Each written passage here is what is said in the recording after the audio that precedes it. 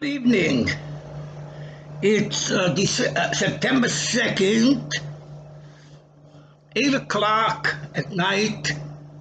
I'm speaking from the city of Sfat in the Galil, the city of the Kabbalists, of the Kabbalah,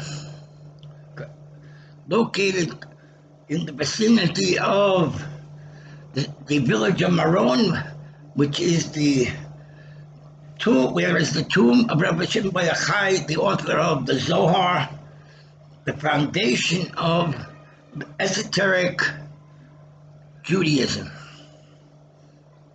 From the city of Maron, Rabbi Shimon Bar Yochai left as an inheritance the Zohar, discovered in Spain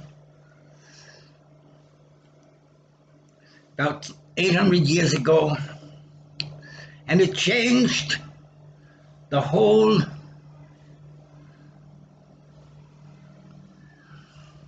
concept of monotheism. Judaism is a religion of monotheism, but the Zohar added to it the esoteric teachings of the Torah to reinforce monotheism in the world. Before the giving of the Torah on Mount Sinai, almost everyone in the world worshiped pagan gods.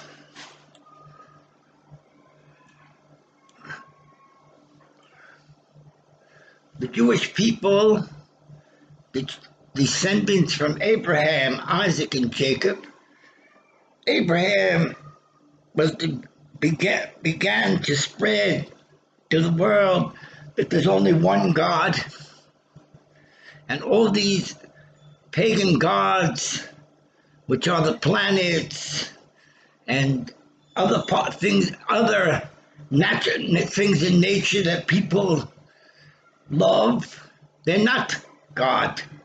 There's only one God. And this message was continued through his children, through Isaac, and then through Jacob. The Jewish people were the principal representatives in the world of this message, that there is only one God. On Mount Sinai, God spoke to the world. He revealed himself to the world. Let me read you from the Torah. On the third month that the children of Israel went out of Egypt, on this day they came to the wilderness of Sinai, Mount Sinai. Moses led them and gathered them together and gave them instructions to prepare to receive the Ten Commandments from God. And let me read you from the Ten Commandments. And God said these words: I am the Lord your God that took you out of the land of Egypt from slavery. It shouldn't be for you false gods. Don't make any graven images or pictures to represent God, not in the heavens and not on the earth. And don't worship them, because I am the Lord your God, who will take vengeance and watch over truth the truth that there's only one God. And I am a God of justice, and I'm a God of mercy. Don't take my name in vain. Remember the Sabbath, the seventh day, because in 6 days the world was created. God did all his works, and the seventh day is the Sabbath. Don't work on this day. You, your children, your servants, no one should work on this day. Because 7 days God made the world, and on the 6 days God created the world, and the seventh day he rested.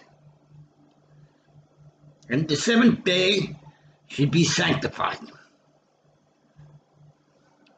Honor your father and mother, and if you honor your father and mother, it will give you long life. Don't kill, don't commit adultery, don't steal, don't bear false witness, and don't be jealous of your neighbor if they have or for what they have. Accept your own portion, and the portion that God gives to them, it's their portion.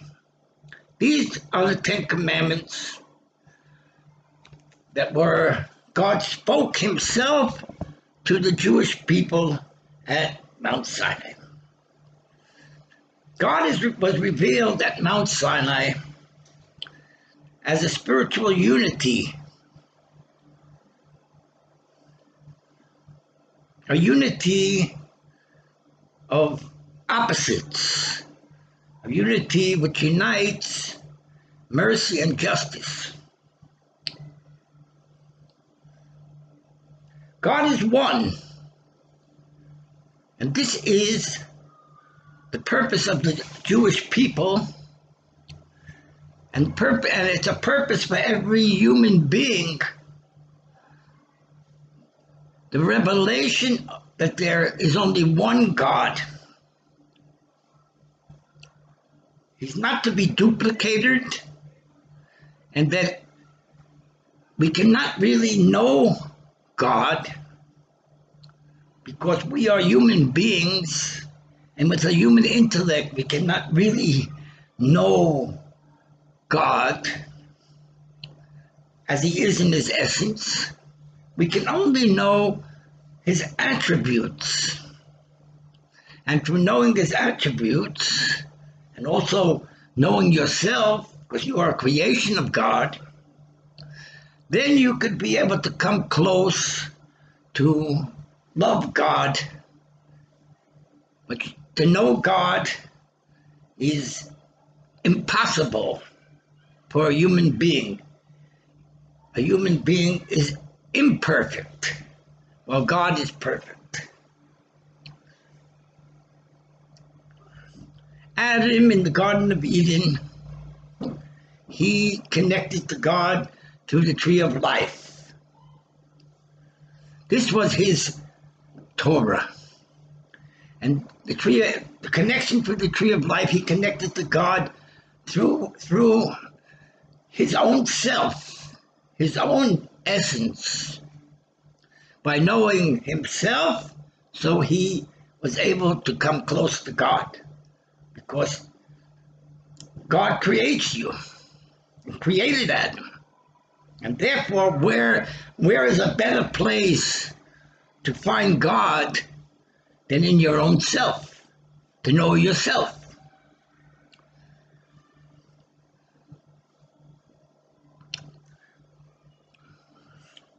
However, we're told that Adam left that Garden of Eden, and that connection to God, which is through the tree of life, knowing yourself, became hidden from the children of Adam.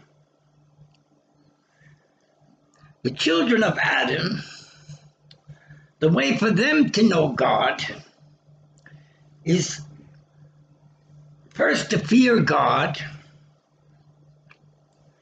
The first teaching of the Bible is to fear God and to learn His law. To know God through your connection to the tree of life, which is your source connection within your own self. This is the last step. But even that connection to God, of knowing yourself, is still not,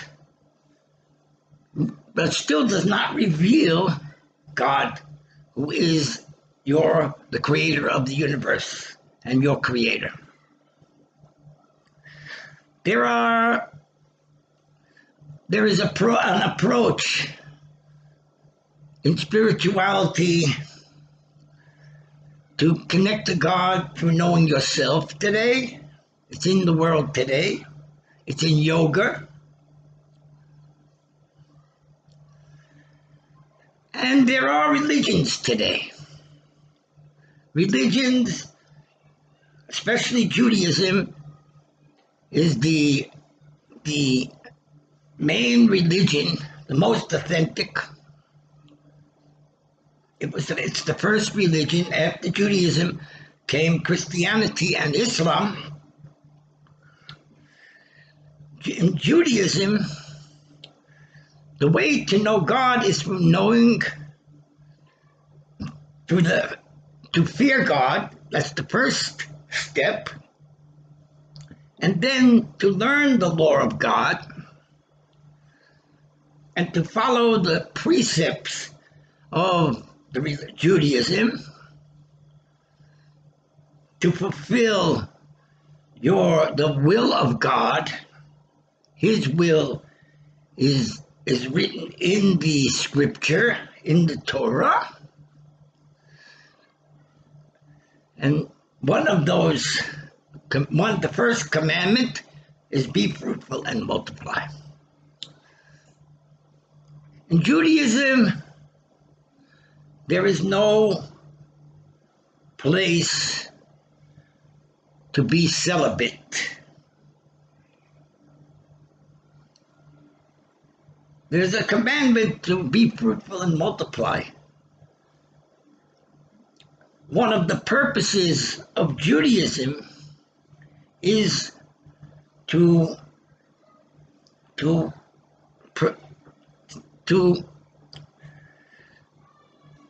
is the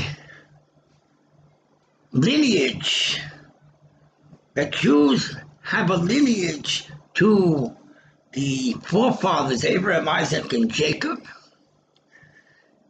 And in their merit, the Jews have a special blessing. And their Jewish children are the great-grandchildren of these great saints who brought into the world the concept of monotheism.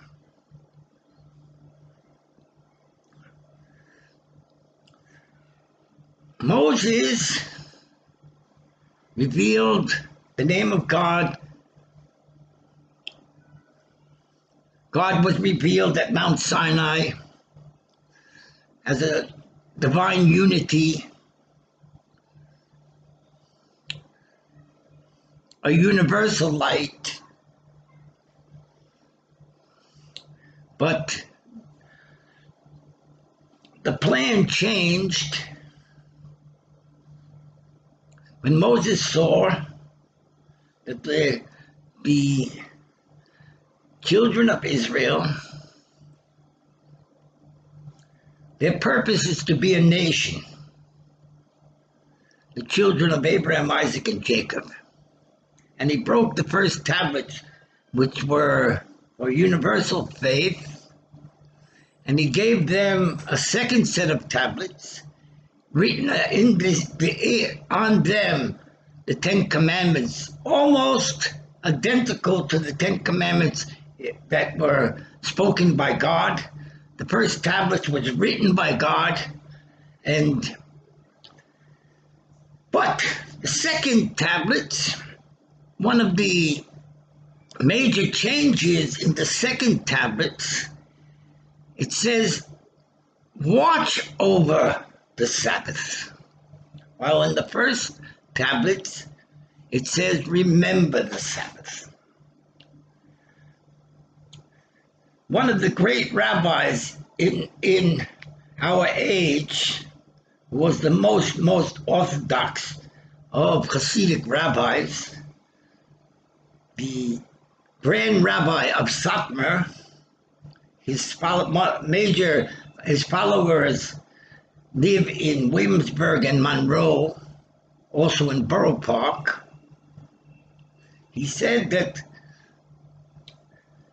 the commandment to remember the Sabbath is for all people. For the first tablet where it says remember the Sabbath, these tablets were part of the universal faith. We had that all mankind has to remember that God is their creator and there's only one God. The second tablet, it says watch over the Sabbath. To watch over the Sabbath includes in it the many laws in the Torah about how to keep the Sabbath, and this is only for Jews. It's not for non-Jews. Non-Jews try to copy it, and they make a connection with the seventh day in different ways, but Jewish people have the authentic commandment to watch over the Sabbath, that everyone should remember the Sabbath that represents that God is the creator. God is one, the creator of the world.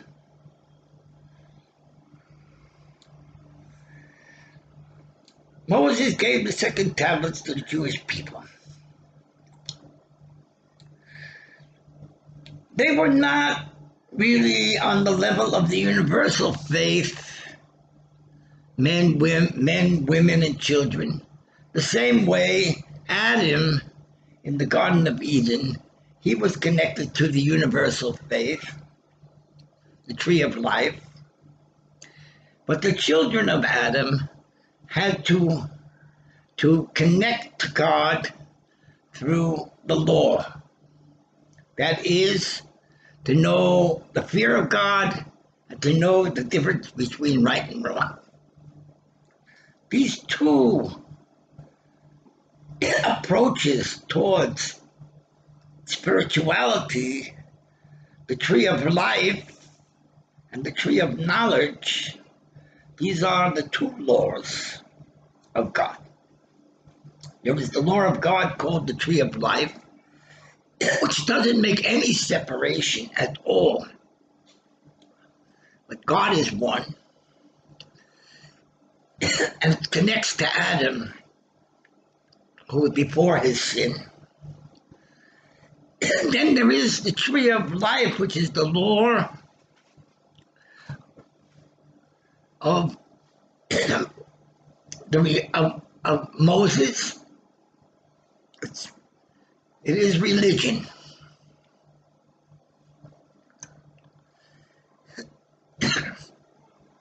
Man is imperfect. He's born from a paternal father and mother.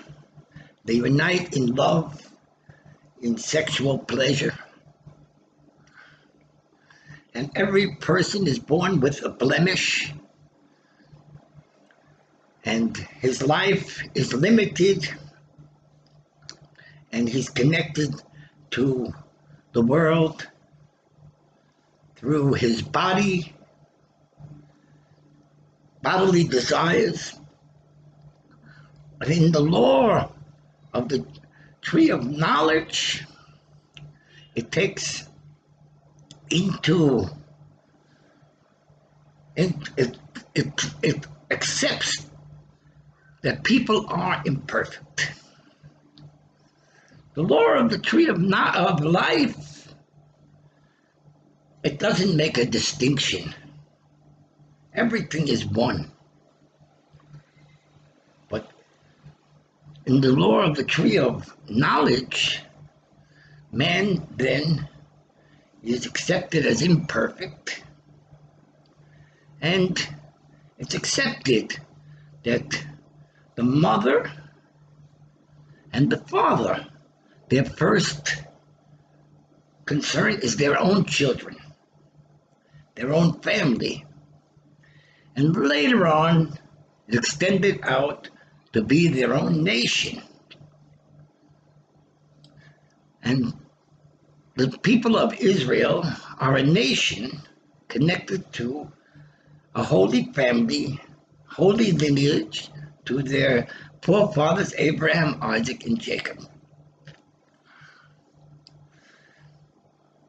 Moses gave to the Jewish people the written Torah, the Torah scroll. In it are all the secrets of God, also the story of Adam in the Garden of Eden. It has in it both a universal light and a national light for the Jewish people. The Jewish people have the obligation to watch over the Torah. It shouldn't be changed. It should be the same Torah, that the scroll that the Jewish people had when they went into Israel. And they have special scribes and special laws how to write the Torah and other parts of the law of Moses, to watch over it, that it shouldn't be changed because it's sacred. It's given by God to Moses. It's a sacred Torah.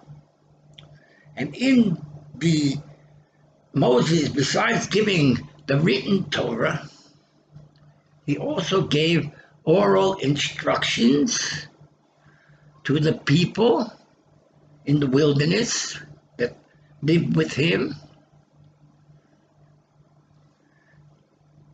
And his main student was Joshua. And Moses gave the law to Joshua, and Joshua handed it down afterwards to the elders, the prophets, through the generations. As the Jews watch over the law and commandments and the scriptures, those scriptures that were added onto the Torah, scriptures of the prophets and other writings. And this is their duty to God. It's part of their religion, besides practicing the precepts. The oral Torah, which is the interpretation of the written Torah, is almost a completely national Jewish doctrine. It doesn't have an equality, which today we know is very important to humanity. The Jew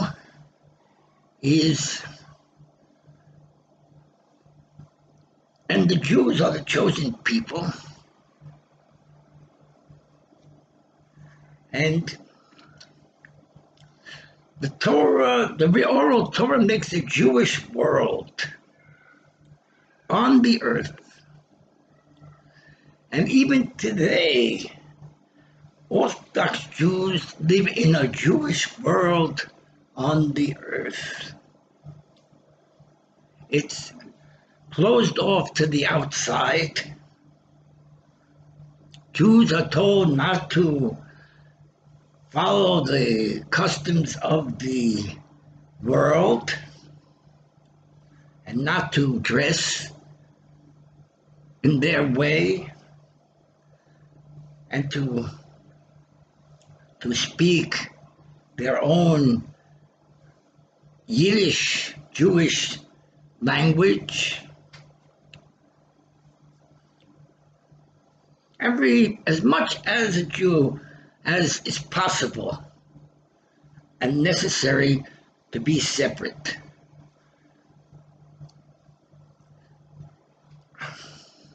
There are many laws that have been added to the Torah by the rabbis in order to keep the Jewish people separate, that they should not assimilate with the non-Jews. When the Jews lived in the biblical nation of Israel, before the destruction of the first temple, the laws were enforced by the government. So Jews didn't have any free choice. They had to follow the precepts of the Torah. Or they could be punished, or they have to bring a sin offering to the temple. In the biblical nation of Israel, there was no freedom that we know of. Freedom that was to Adam in the Garden of Eden.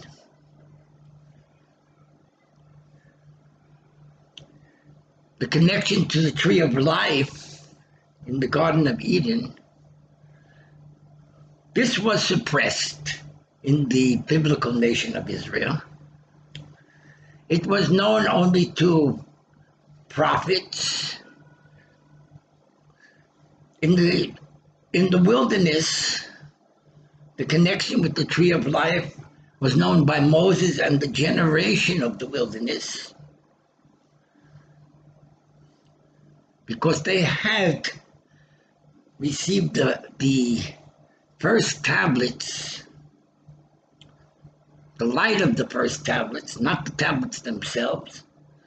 And they were enlightened in the light of God, the spiritual unity of God, His mercy, and His oneness as it was known to Adam. The children of the wilderness, they ate from bread that came down from heaven. Their clothes didn't wither while they were in the wilderness, we're told. The generation of the wilderness did not go into Israel. Their Torah was the Torah of the tree of life. But their children, under the guidance of Joshua, went into Israel to establish the nation of Israel, a religious state.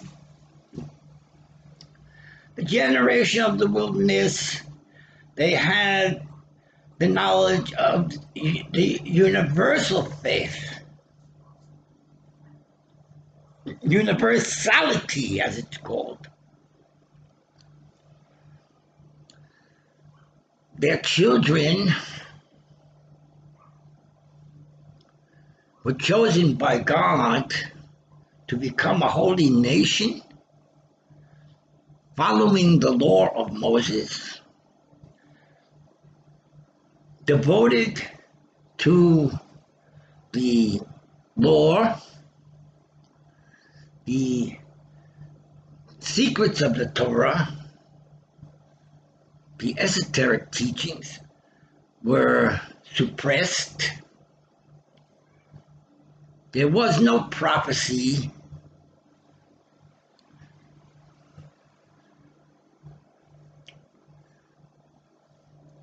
Several prophets, but prophecy was suppressed.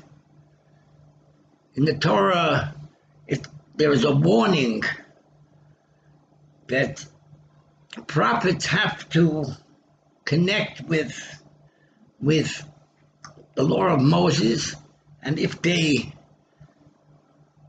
speak from their own hearts with something that changes this law, they make a new connection to God, they can be put to death.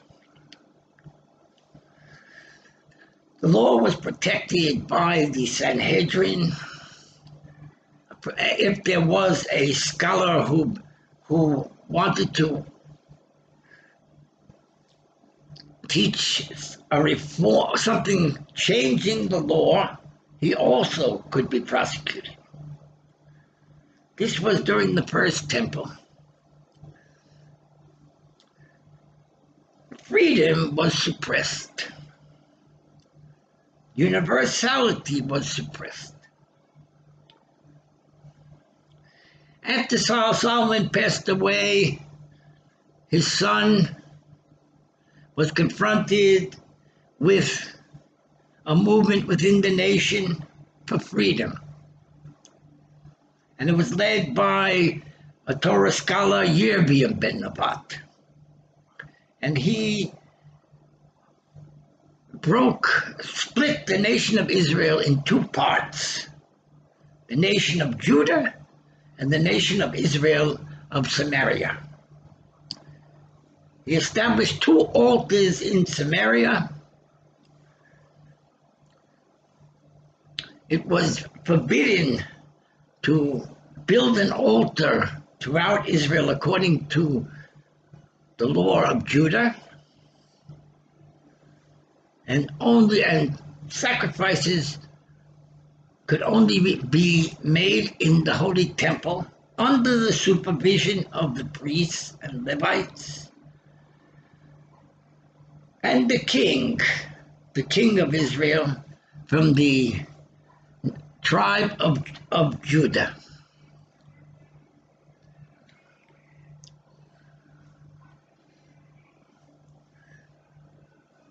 The nation of Israel, of Samaria, they were more universality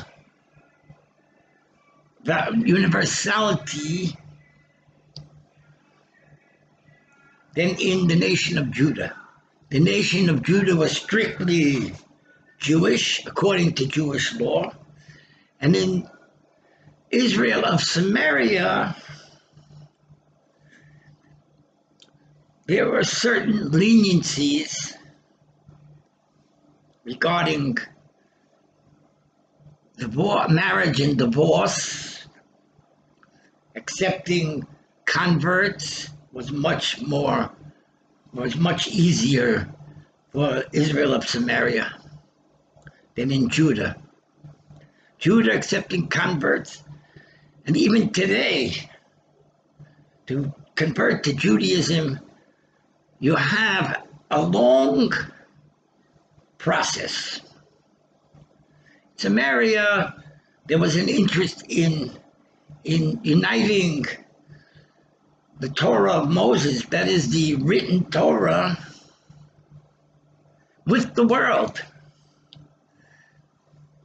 And God sent a prophet from Israel of Samaria, his name was Jonah, to the city of Nineveh, a major city of non-Jews, to convert them. Judah would not go out to convert other people.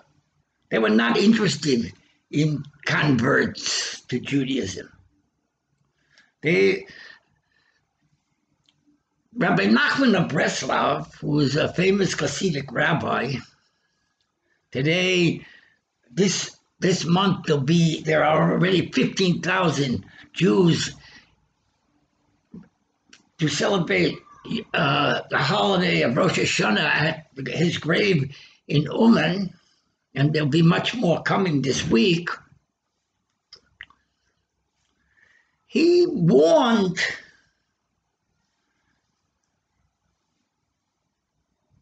that you have to be careful when you take converts or even accept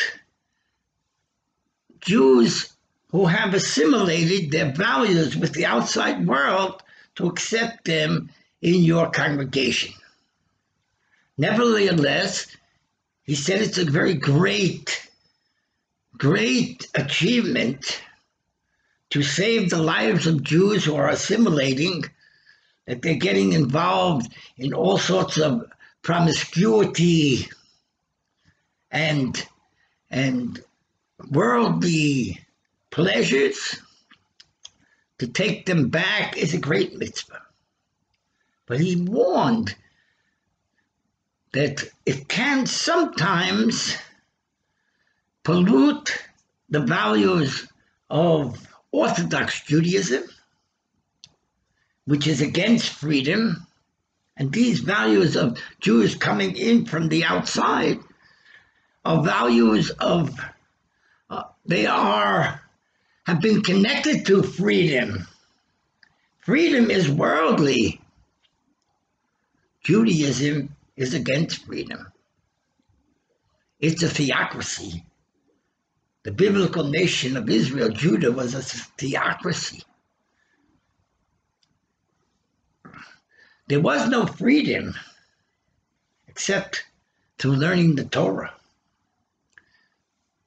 And the king of Israel enforced the learning of Torah, that Jews should occupy themselves in the learning of the Torah, which was the constitution of the biblical nation of Israel, the constitution that God gave to Moses. Israel of Samaria, they allowed the Jews living in their land to delve into the secrets of the written Torah and to discover in the written Torah prophecy.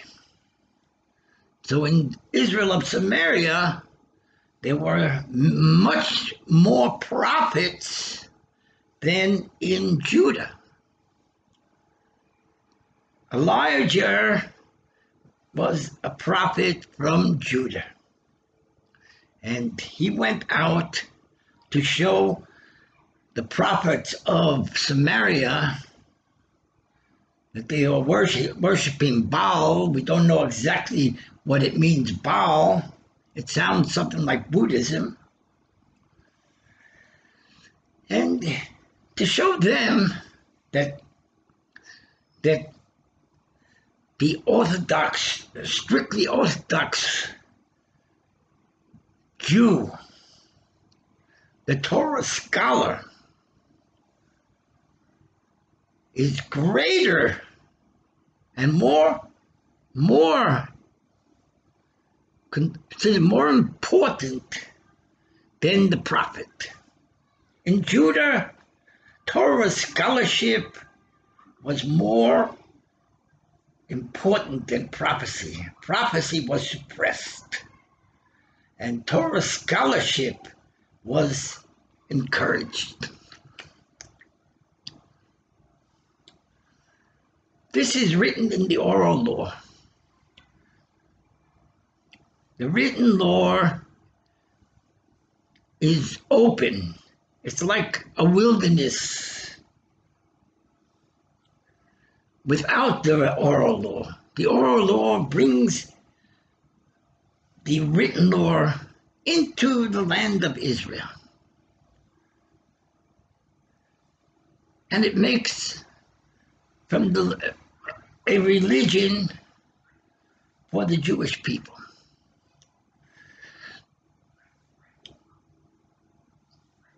Yerbim ben Nevat, that caused the separation of the nation of Israel into two, that is Judah and Samaria. It's taught that he was a great sinner. When the Assyrians came and conquered Samaria, the people of Samaria, which were 10 tribes of Israel there, they had already assimilated with the non-Jews, not completely, but they had lost their lineage because they had accepted non-Jews to live amongst them. They weren't careful about marriage and divorce the way it was in Judah. They couldn't come back to Judah.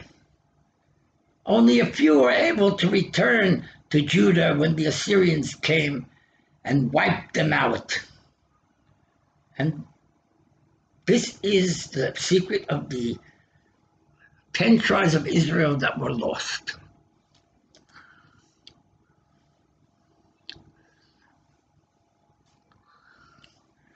God is one. This is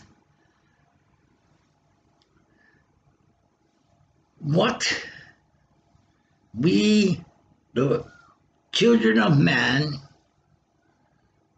are being taught. We are called witnesses of truth. And the truth that God is revealing is that He is one, and only He is one. The nation of Israel, Israel, claims to be the one nation of God on earth. Then the nation of Israel was split into two, Judah and Samaria. Then later on, after the destruction of the temple, came Muhammad to gather together the tribes of Ishmael to make a competing nation to the nation of Israel, worshiping God in a similar way without any statues, as God, the unknown, the king, the judge. The nation of Islam claims that they're the nation of God. The nation of Israel claims that we're the nation of God. And it's being revealed to the Jewish people, and it's being revealed also to Islam, that only God is one. The Jewish people will not surrender to Islam. They will not surrender the land of Israel to Hamas. And Islam will not bow to the Jewish people. God is one. There's not just one nation of God. Every family unit is a nation of God. If they are have fear of God, and they connect to God through prayer and good deeds. The glory of God spreads out through all of the world. And the Lubavitcher Rebbe sent a message to all the nations of the world to keep the 7 commandments of the son of Noah.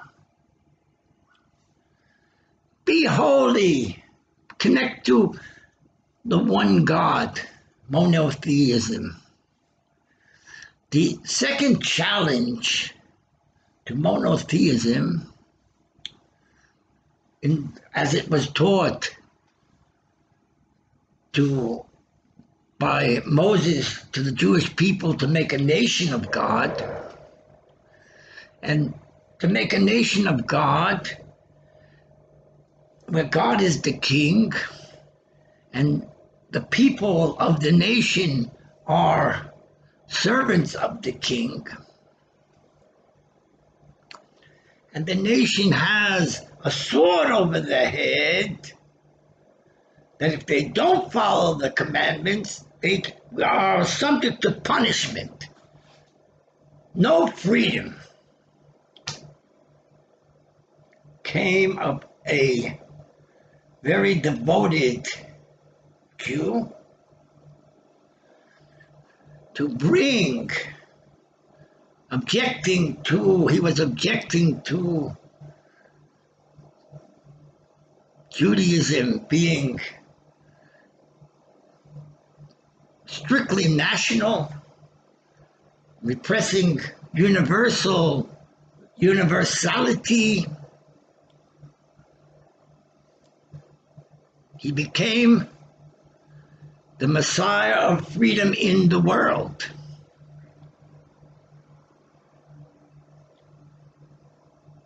After his students said he had resurrected. And even today, he's accepted in the world as the Messiah. And the Christians claim that only through him can come salvation.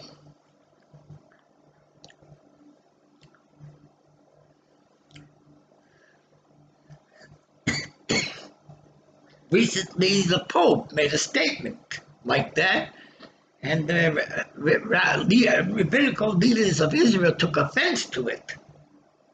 Because generally, the Pope has been very, very interested in peace between religions.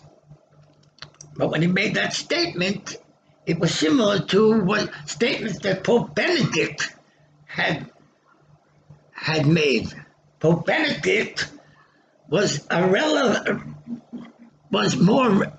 following relativism in Christianity. That is strict orthodox. Pope Francis was more universal. Even in Christianity, there are two sides: relativism and universality. In Judaism, in Judaism, in the biblical nation of Israel, there was only one side. That is Orthodox Judaism.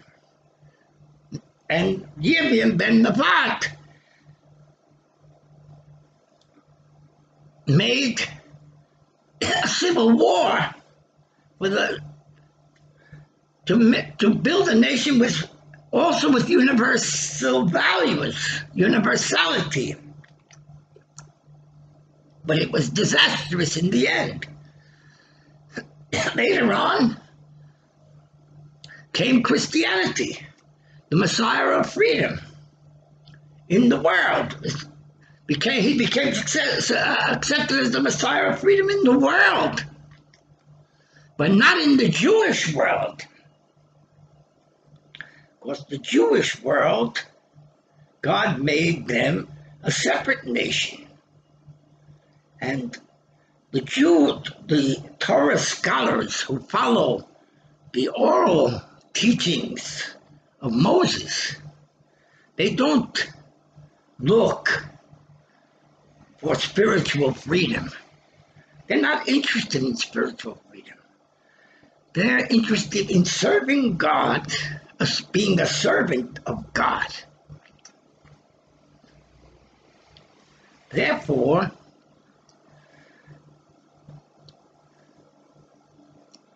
they consider Jesus to be an enemy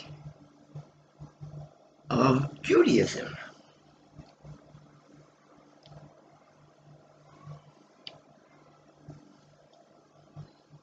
The Zohar came about 800 years ago, a very, very esoteric,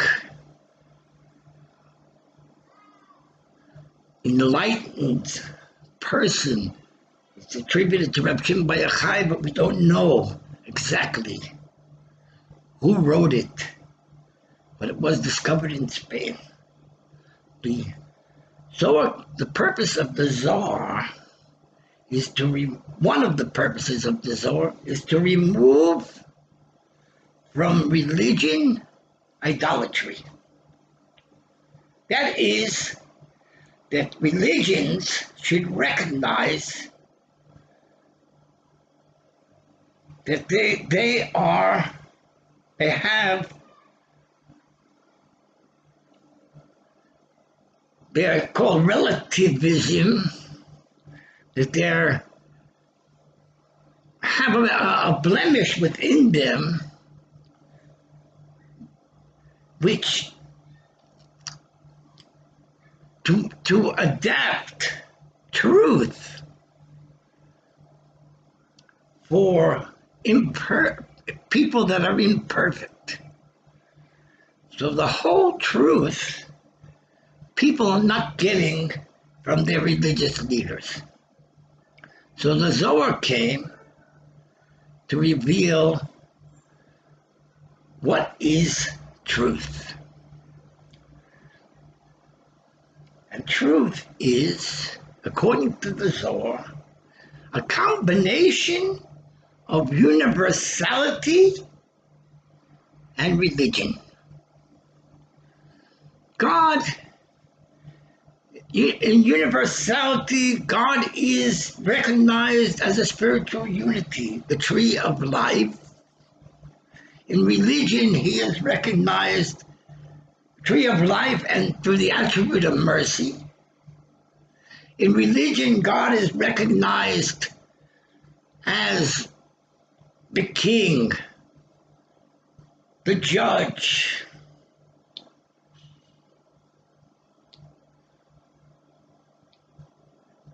king of the universe, unknown.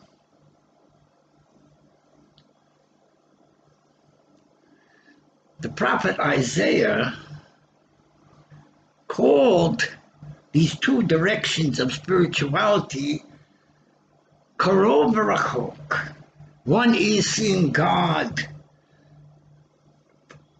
far away in the heavens. He is separate from his creation, above everything, our Father in heaven. And the other is to connect to God as he is our life and life, light and life. That spiritual energy that gives life to the whole world. And it can be found, the closest place is in the person himself, in meditating, breathing, living, feeling life. But try to convince an Islamic extremist to look at God in this light of nearness. Islamic extremists, they prostrate themselves on the ground 5 times a day. God is in heaven. He's not on earth. He's in the scripture. He's not in the soul of man. Judaism today, through the Zohar, is beginning to accept the two sides of spirituality. But the Zohar is teaching both sides as truth. God is one. Revealed in Judaism and in the Zohar is revealed. Even there's not one Messiah, but there are two Messiahs. Only God is one. and not the Messiah, which is a big blow to Orthodox Christians who are working to convert people to Christianity, because Christianity has the Messiah. No, there are two Messiahs according to the Zohar. One is the Messiah of religion, and the other is the Messiah of freedom. And the Messiah of freedom cannot be revealed in a religion. But the Messiah of freedom can be revealed in world faith, universal faith, but not in a religion which is against freedom. And the Messiah that's revealed in Judaism is the Messiah who, not of resurrection, but the Messiah who escapes death, like Elijah went up into the heavens without death. Because the Messiah of Israel is forever a servant of God. He doesn't have. In resurrection, there is peace, Sabbath. But there's also, God said, in 6 days I created the heavens and the earth. And the 7th day I rested.